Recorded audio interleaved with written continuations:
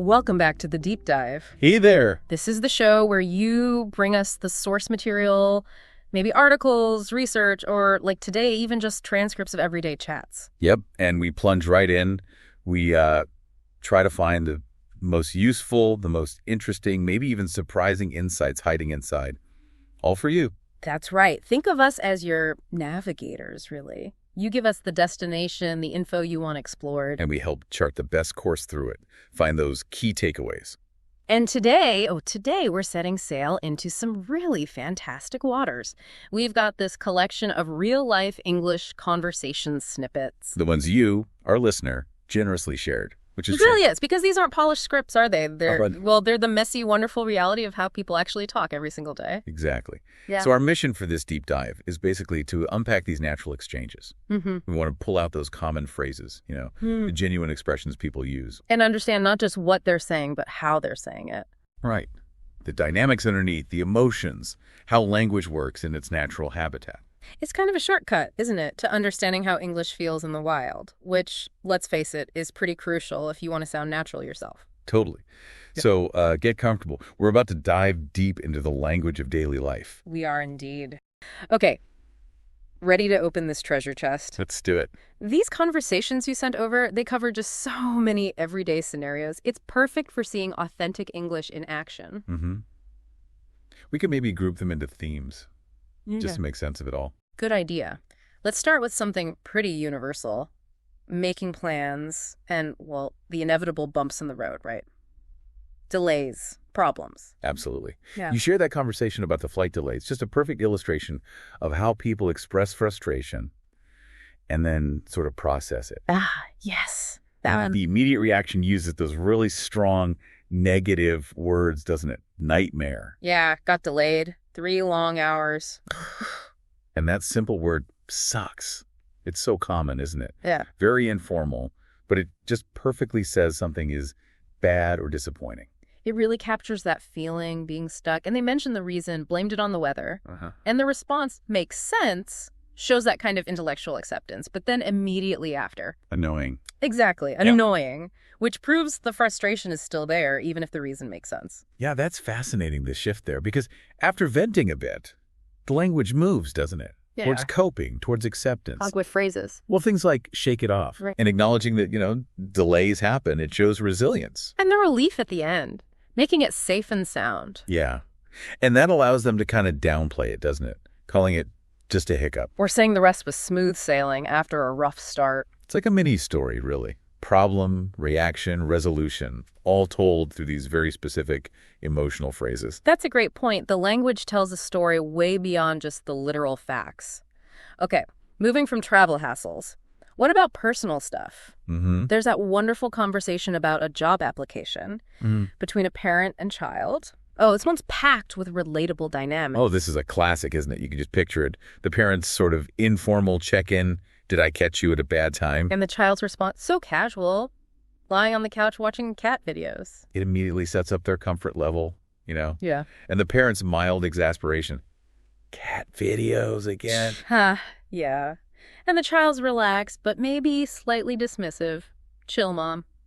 It just perfectly captures that familiar back and forth. It really does. And the underlying tension, the job application thing, it comes out through phrases like going through the pile. Mm-hmm. The fear it went to spam. Oh, the dreaded spam folder check. We've all been there. Right. Check in the spam folder. And those universal examples of junk mail, fake lottery wins. Totally. And you really see the difference in perspective, too. The parent urging, gotta be a little more serious. Yeah. Contrasted with the child's not stressing about it, I've got time. And the humor.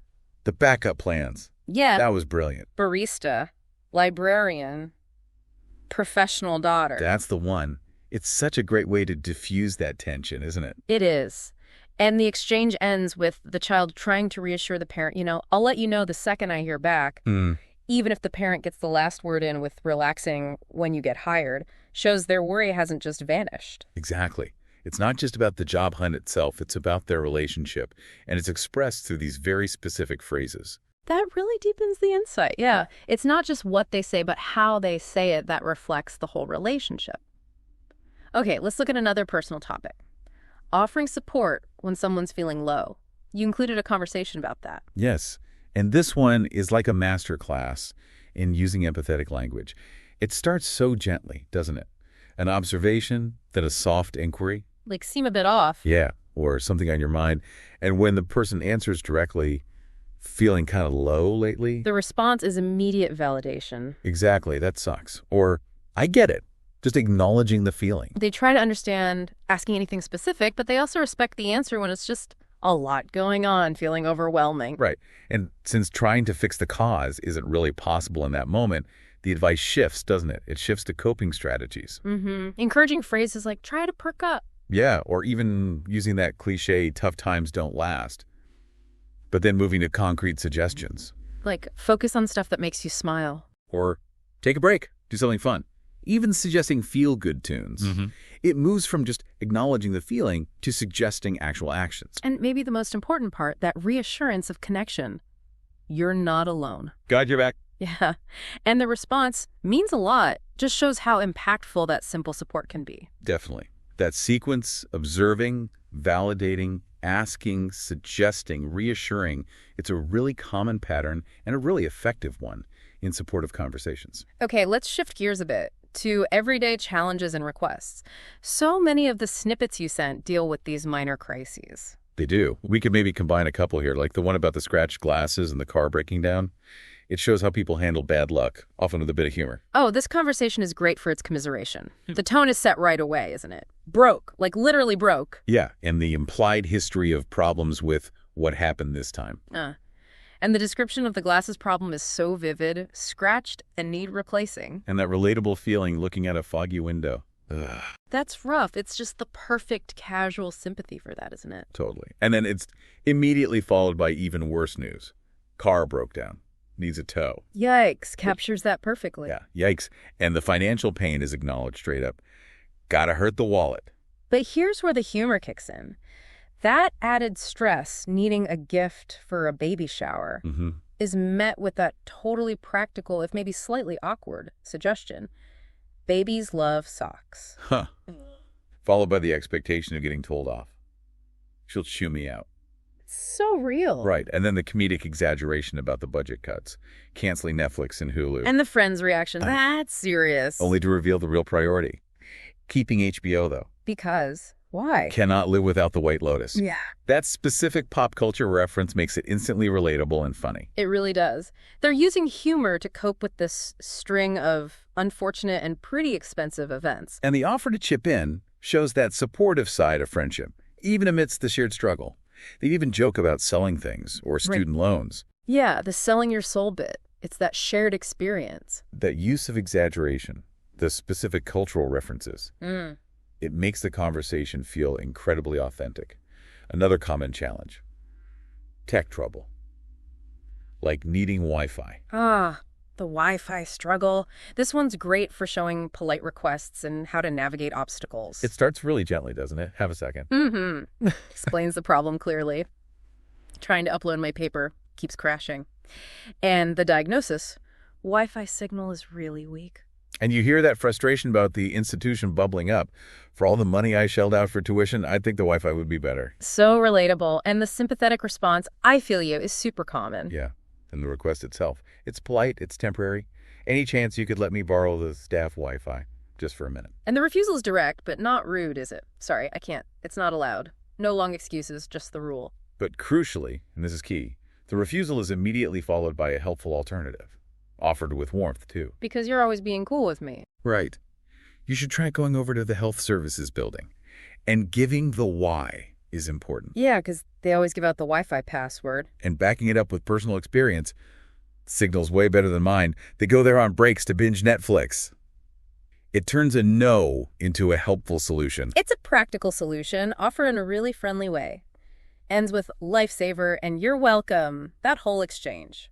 That combination, polite request, clear refusal, helpful alternative, it's a really useful model for you, the listener, to keep in mind. Definitely. Okay, let's look at expressing gratitude now. Also a key part of daily interaction. You shared that conversation where someone thanks a friend for fixing their computer. Yeah. The gratitude is strong, isn't it? And specific, big thanks for sorting out my computer. Totally rescued the day. And the person who helped responds humbly. No problem at all, or always here to lend a hand with tech stuff. Don't sweat it. The person being helped really emphasizes the value of the help. You're a real lifesaver, and admits their own lack of skill. Computers aren't really my thing. Which makes the helper's motivation clearer, showing it wasn't a burden. Get a kick out of fixing issues and finding solutions. Right, which then leads to that offer of reciprocation. I want to show my appreciation, suggesting we grab dinner as a thank you. And the refusal is just so gracious but firm, super thoughtful, but it's not a must. Yeah, I'm just thrilled I could help. They emphasize the outcome as the real reward. Your computer humming again is thanks enough for me. It's a lovely example, isn't it? How to offer and how to graciously refuse payment or favors among friends. It ends with repeated thanks, and that open offer for future help really reinforces their bond. Okay, moving away from problems and gratitude for a sec. Let's talk preferences, big life decisions. You included that conversation about receiving a job offer. This isn't just about the news. No, it's about navigating that fear, isn't it? Yeah. And getting encouragement. Right. It starts with the exciting news. Heard you got a job offer, huh? Asking about the excitement. But the response immediately includes the flip side. Totally. But kind of freaking out too. Expressing that doubt, like, can I even handle this? And the friend doesn't just jump in with a simple, you can do it. The encouragement is more layered. How so? Well, first putting the power back on the person. Only you can answer that. Urging them to listen to that gut feeling. Good advice. Then framing it in terms of the future. Think about where you want to be in 5 years. And a direct challenge to the fear itself. Fear's got to take a back seat. Right. Building them up. The encouragement gets stronger. You got this. A strong affirmation. Followed by action-oriented advice. Dive in. No regrets. And that promise of unconditional support, no matter what, I've got your back. That must be so key in that moment of uncertainty. Absolutely. So when the decision comes, I'm going for it. The friend's reaction is pure enthusiasm. That's my girl. Knew you'd crush it. It's just a powerful script, really, for coaching someone through big decision. Acknowledging the fear, but focusing on their strength and future goals. That contrasts really nicely with how friends offer support after a setback, like failing a driving test, another snippet you shared. Ah, yeah. The immediate response to the bad news didn't pass, or, yeah, I bombed it, is all about reassurance and perspective. Things like, not the end of the world, man. Exactly. Or, no worries, there's always next time. They don't dwell on the failure, do they? They immediately pivot to the solution. Keep hitting the road. Practice more. Simple, direct. And the person who failed accepts this, expresses that determination. You're right, I'll get better. Which is then reinforced with more strong encouragement. That's what I like to hear. Keep at it. Don't quit now. And the encouragement gets even more confident, doesn't it? You'll ace it next time. Trust me. Yeah. And the person seems to internalize this. Their language shifts to really strong determination. I'm feeling it. Definitely, I'm going to nail it next time. Watch me. And the friend's final response, got my pom-poms out for you. Good vibes for the next round. It's humorous, but it's such a clear sign of continued support. It really is. That whole conversation is a great model for how to build resilience after a disappointment. These examples just show how crucial encouragement and support are in our everyday conversations, especially around challenges. Okay, let's look at sharing experiences and preferences now.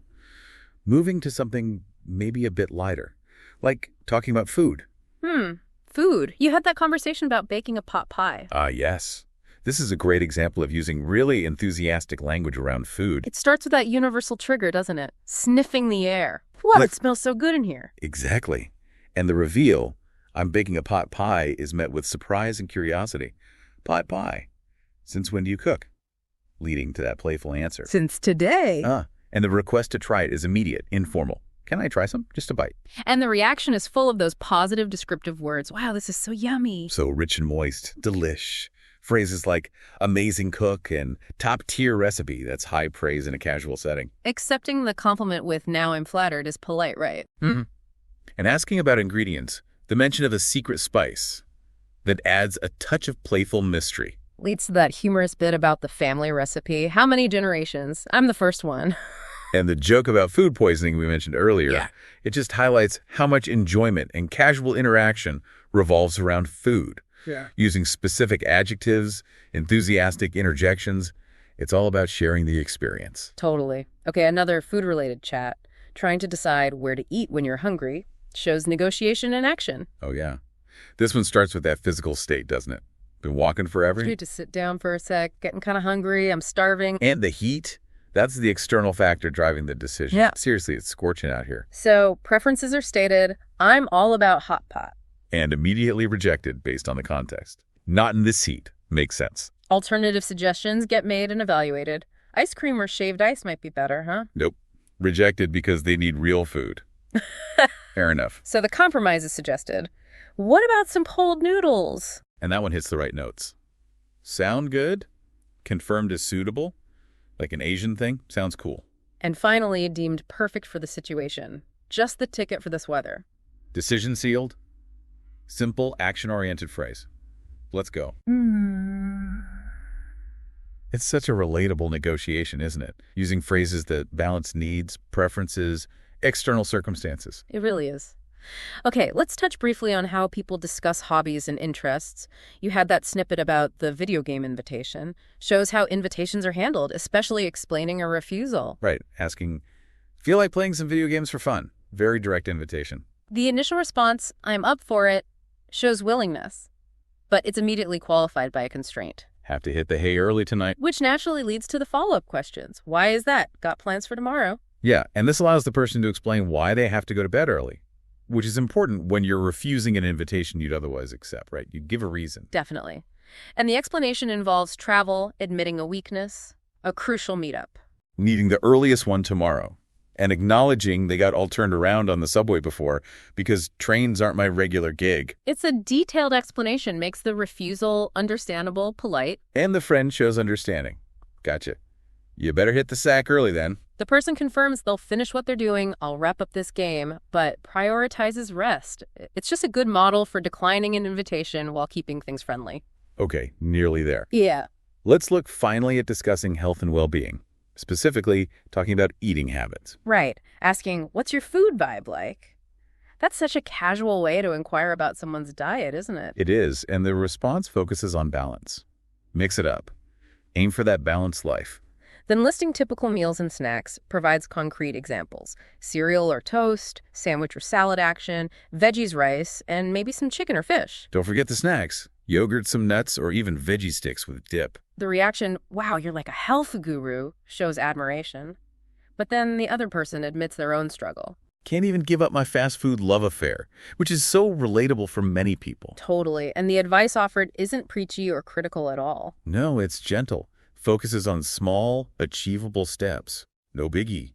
Want to make a change? Start slow. Suggesting simple additions like adding some fruits or veggies to your snack stash. And ending with that encouraging thought. Baby steps still move you forward. You know, it's just a supportive way to talk about potentially sensitive topics like diet without making anyone feel judged. Yeah.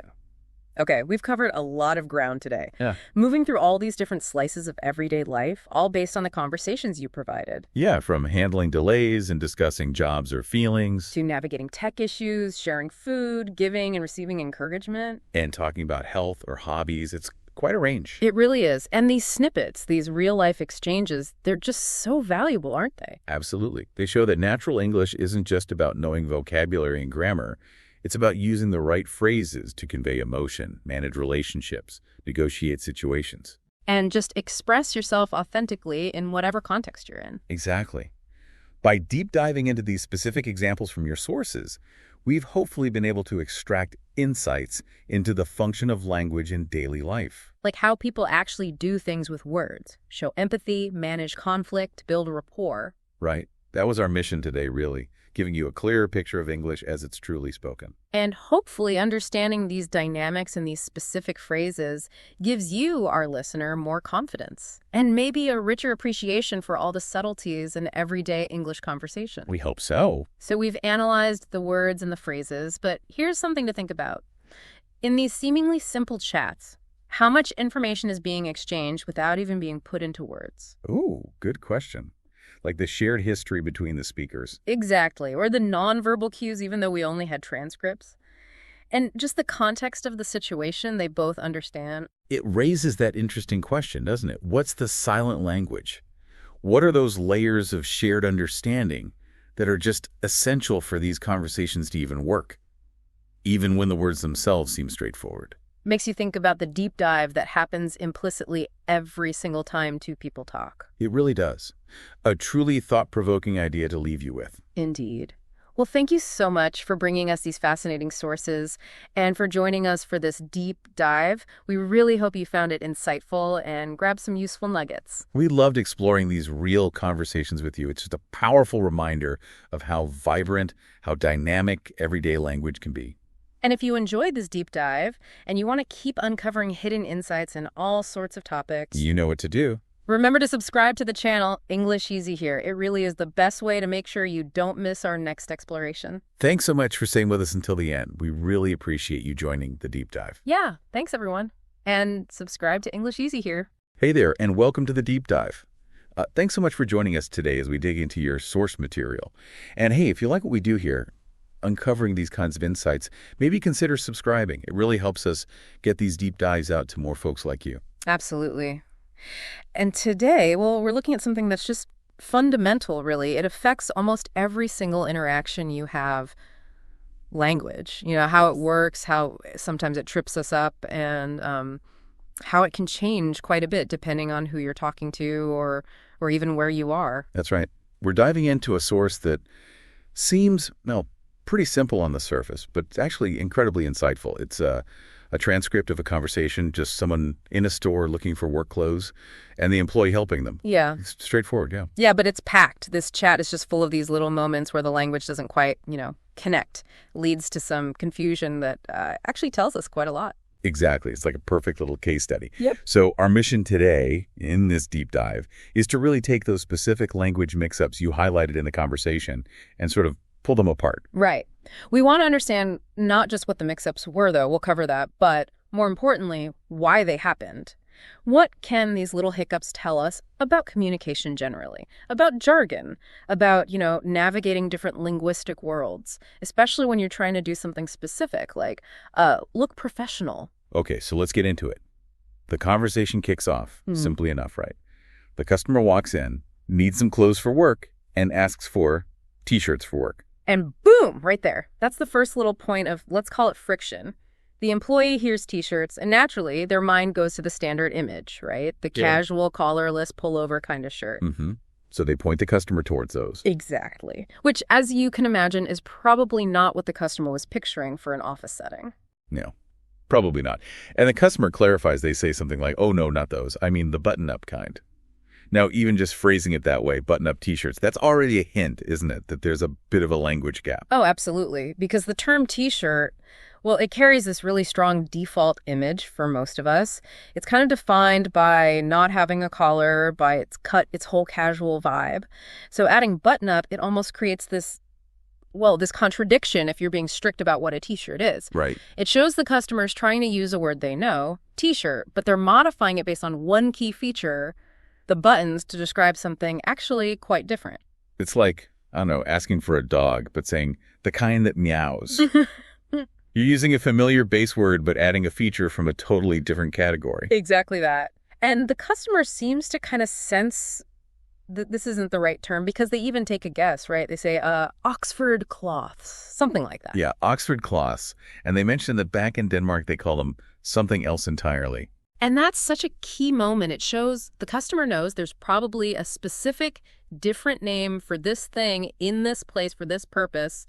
They just don't have it, on the tip of their tongue. Which happens all the time, right? Yeah. When you step into a new situation, a new domain, like specific kinds of shops or a certain type of workplace. Definitely. So the employee steps in with the correct term, which is Oxford shirts. Oxford shirts. Exactly. That's the standard jargon in the apparel world for that item. And the employee defines it pretty clearly. Oxford shirts are dress shirts with buttons. They're perfect for the office. Yeah, and they even give that helpful contrast, saying regular T-shirts are more for, chilling on the couch with ice cream. Which is just a perfect way to illustrate how the context completely shifts the meaning and the right word choice, doesn't it? Yeah. The basic idea is a top for your torso, sure, but whether you're off to a board meeting or settling in for a Netflix binge, well, you need a very different kind of top. And the language has to reflect that difference. Precisely. T-shirt is just too broad. Too general for the office context where you need more precision. Oxford shirt instantly tells you about the formality, the likely material, the cut, the whole intended environment. It shows words aren't just labels, they're packed with context, culture, purpose. So it's not just about knowing the dictionary definition, it's knowing which definition, which word fits right here in this store for this specific need. You got it. Language, it evolves, it specializes within what you might call communities of practice. Think scientists, knitters, gamers, or, people who work in offices and the shops that sell clothes to them. Jargon isn't just showing off, it's kind of shorthand.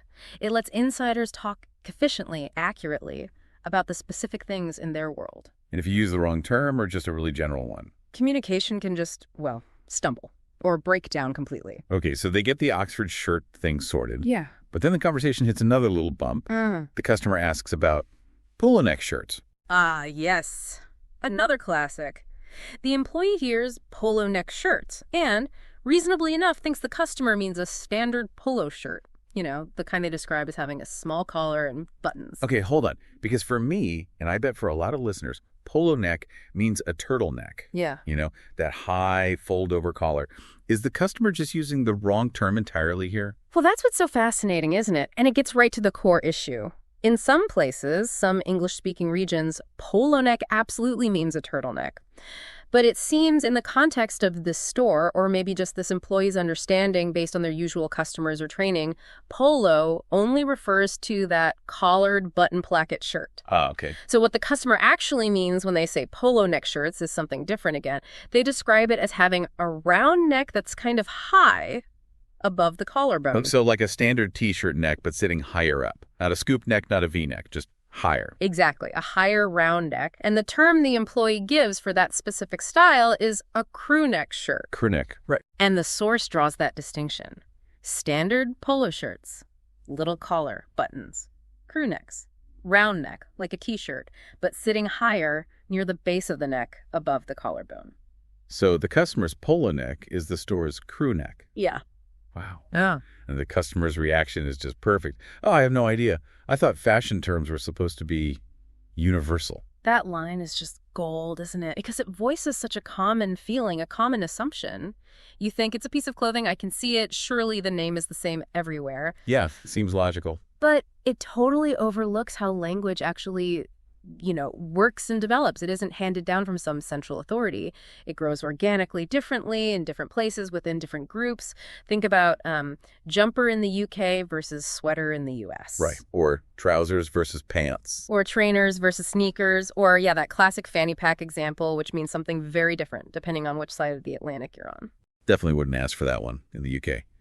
Okay, so polo neck, meaning turtleneck in some places, versus polo, meaning the colored shirt here, and then needing a whole separate term, crew neck, for the high round one. It's just a brilliant example of how regional differences, or even just specific store or industry jargon, can really diverge. Fashion terms, definitely not universal. And that's true for pretty much any specialized area. Think about cooking terms, car parts, software features, the lingo in a specific sport. They all have their own vocabulary. It's not always intuitive. It's certainly not universal. If you're not in that world, you're kind of speaking a different dialect, linguistically speaking. Right. Okay, moving on. They start talking about needing a light jacket for work. The employee suggests a blazer. Yep, a classic professional staple. The source describes it well, like a light jacket that keeps you looking professional but still stylish for work. Pretty standard definition. But the customer comes up with their own term for it, which is just delightful. Blazing jacket. Blazing jacket. It's definitely not the textbook term, is it? But it's a wonderful little moment. It shows how people can sometimes create their own words, maybe based on how something sounds. Blazer kind of sounds like blazing, or maybe they associate it with looking sharp, looking, on fire. It's a personal interpretation. It works in that one-on-one chat because the employee can figure it out from context, But try searching online for a blazing jacket or asking for one in another store. You might get some funny looks. It really highlights that difference between personal idiosyncratic language and the established jargon everyone in that field understands. And then the employee throws in a bit of their own different kind of language. And they respond by saying if the customer finds the right blazer, the outfit will be lit. Lit. Yeah, the source explained that means, amazing, cool, or on point. And this is yet another layer of language variation we see right here in this short conversation. It's informal slang. Very different from the precise garment terms they were just trying to nail down. And the customer's reaction, just that lit, followed by the employee having to explain it, it really underscores the gap, doesn't it? The difference in language used across maybe different social groups or generations or just levels of formality. Exactly. You need to be sort of in the know to get lit instantly, just like you need some familiarity with fashion retail terms to know Oxford shirt or crew neck without needing an explanation. It's like code switching, right? It absolutely is. The employees switching codes. They use the formal, specific terms for the clothing items themselves, but then they switch to this informal slang to express like aesthetic approval of the potential look. Both are perfectly valid ways to communicate, but they serve different functions and they're understood by potentially different groups. So navigating language isn't just about definitions. It's about understanding which code, which words are right for this specific moment, this specific purpose. Precisely. Appropriateness. Okay, there's one last little mix-up mentioned, a pretty minor one. Chinos instead of chinos. Yeah, just a straightforward phonetic thing, it seems. Chinos described in the source as just comfy, soft cotton pants. It's a less complex term, maybe less likely to cause big misunderstandings like t-shirt or polo neck, but even here you see these small variations in pronunciation or maybe how someone hears a word. Just reinforces how language is varied at like every single level. Yeah. From the big concepts down to just how you say the word. Exactly, from the meaning of polo necks all the way down to the O sound in chinos. Okay, so we've dug into these specifics. T-shirts versus Oxfords, polo necks versus crew necks, blazers and blazing jackets, the slang lit, chinos and chinos. These might feel like, just little confusions in one shopping trip. But why does this actually matter to you, the listener? What's the bigger picture here? Yeah. What does this little deep dive into clothing words tell us about communication more broadly? Well, this is where it gets really practical, I think. Because these aren't just like interesting linguistic quirks floating in a vacuum. Remember, the customer in this conversation actually voiced a very real concern. They said they felt like they needed fashion training specifically to avoid breaking the office dress code and getting on HR's nerves. Right. And the employee's response about HR was so vivid. What was it? You would have a better chance of convincing a cat to take a bath than getting HR to budge on a single thread out of place. Huh. Yeah, it's funny, but it also points to something really important about the stakes, right? Yeah. In a lot of professional settings, dress codes, they're part of the deal. They're part of the established norms, the expectations. And not meeting them, even if it's just because you used the wrong word when buying your shirt and ended up with the wrong thing, well, that can actually have consequences. So it goes from just, oops, wrong word, to potentially a real professional issue. Yeah. It really can. So understanding the specific language, the jargon of a particular domain, whether that's fashion for a dress code or technical terms for your job or the lingo in your hobby group, it isn't just about sounding smart or fitting in. It's actually fundamental to being able to, function effectively within that group or situation. It's about competence almost. In a way, yes. Jargon works like a kind of social glue, and it boosts efficiency. It lets people who are in the know share complex ideas quickly and accurately. Using the right terms signals, hey, I understand this context, I'm part of this community, I respect the norms. And the flip side, using the wrong terms. Yeah. Or clearly not knowing the specific language. Yeah, that can make you seem like an outsider. Maybe less competent, maybe even like you don't quite respect the established ways of doing things in that environment.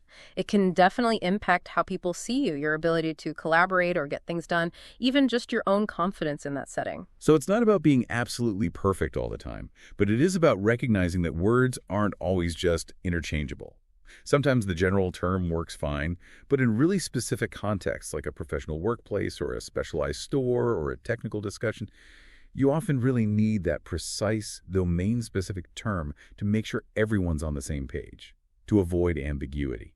And these examples, from something as simple as clothes, they just show us that this applies everywhere. If basic things like t-shirt or polo neck can get confusing across different contexts or regions, just imagine the potential for misunderstanding when you're dealing with really complex ideas or highly technical concepts. Mm-hmm. So navigating all these different linguistic landscapes, it takes attention, doesn't it? Yeah. And probably some active learning. The customer in our source, they were asking questions, they were trying to clarify, they even threw out their own guesses. Exactly. And that whole process, listening carefully, asking for clarification when you're unsure, watching how other people use language in that context, that's precisely how you learn the specific language of a new place or a new job or a new field. Yeah, you have to be willing to admit you don't know the term sometimes. Absolutely. It takes a bit of humility and some curiosity to actually learn the right one. And those little stumbles, like asking for a button-up t-shirt, they're just part of learning. They're the moments that highlight where our default understanding of a word bumps up against the specific meaning needed in this particular context. So, wrapping this up then, what this deep dive into a simple chat about clothes has really shown us is that language is, well, it's complex, it's layered, it's dynamic. Context, community, specific terminology, they all matter hugely. And understanding why these variations pop up and figuring out how to navigate them, that's just key. It's key for clear communication and really for successfully operating in all the different parts of your life. It boils down to being mindful, maybe. Mindful that the words we use and the words we hear, they carry specific weight in specific situations. Yeah, and that proactively trying to learn the language of a new space you enter, whether that's a job or a club or even just a different country, it's a really crucial step. It helps you understand the norms, connect with people, and just avoid unnecessary friction, whether that friction is about choosing the right shirt or, participating effectively in a project meeting. So this deep dive looked specifically at fashion terms and how even everyday items can have tricky language around them. But it makes you think, doesn't it? It raises a question for you, the listener, to maybe chew on. Where else in your life? In your work, maybe? Do you bump into specific jargon or slang or just different words being used for the same thing? How do you usually figure it out? How do you proactively learn the language of a new field or a new job or even just a new social group you find yourself in? Yeah, it's worth thinking about. Definitely. So think about that next time you hear a word or a phrase that feels a bit off or maybe doesn't quite line up with what you expected. Well, thank you for joining us for this deep dive into your source material today. We really hope exploring these sort of everyday language moments has maybe given you a slightly new perspective on communication. Absolutely. And again, if you found this interesting, if you want more insights like this unpacked for you, please do consider subscribing before you head off. Honestly, makes a big difference for us. Thanks so much for sticking with us right to the end.